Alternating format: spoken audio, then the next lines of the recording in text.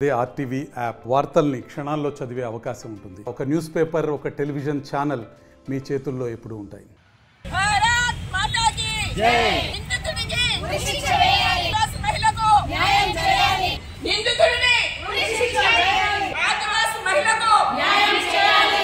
జరిగినటువంటి ఒక గిరిజన మహిళపై అత్యాచారం చేసి అత్యంత ఘోరంగా ఆమెను కొట్టి రోడ్డుపైన పడేసి ఒక ముగ్ధుమ్ అనే ముస్లిం వ్యక్తి ఇంతటి అగత్యానికి పాల్పడ్డాడు. ఆ నిందితుడికి వెంటనే ఉరిశిక్ష విధించాలి. దీనిపైన ప్రభుత్వం కఠినమైన చర్యలు తీసుకోవాలని, ఆ బాధిత మహిళకు న్యాయం చేయాలని భారతీయ జనతా పార్టీ మహిళా మోర్చా తరఫున మేము డిమాండ్ చేస్తున్నాం. యావత్ భారతదేశం కూడా ఒక్కసారి తిరిగి చూడాల్సిన అవసరం ఉంది.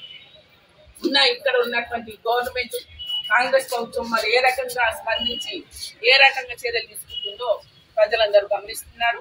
ఈరోజు జైనూరులో ఒక ఆదివాసీ మహిళ, ఆ మహిళ మీద గుంటూరు అని ఒక ముస్లిం ఆమె మీద అత్యాచారం చేసి ఆమెను లోబరుచుకొని అత్యంత హీనంగా హింసించి కొట్టి రక్తము మాంసాలు కారుతుంటే కూడా ఆమెను హింసించి చంపడానికి ప్రయత్నం చేసి చచ్చిపోయిందని చెప్పి నిర్ధారణ చేసుకుని రోడ్డు మీద పడేసిపోయింది నిర్లక్ష్యంగా.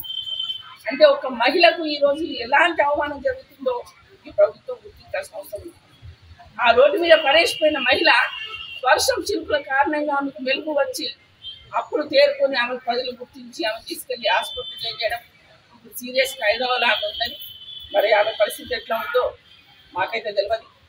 అంత నీచంగా వాడు చేస్తున్న పని అక్కడ ఉన్న హిందూ ఆదివాసీ మహిళలు ఏ రకంగా చేస్తున్నారంటే దాదాపు ఇప్పటికీ 100 మంది మహిళలను అక్కడ వాళ్ళు ముస్లింలు లోబర్చుకొని వాళ్ళ మతంలోకి మార్పులు చేసుకున్నారు.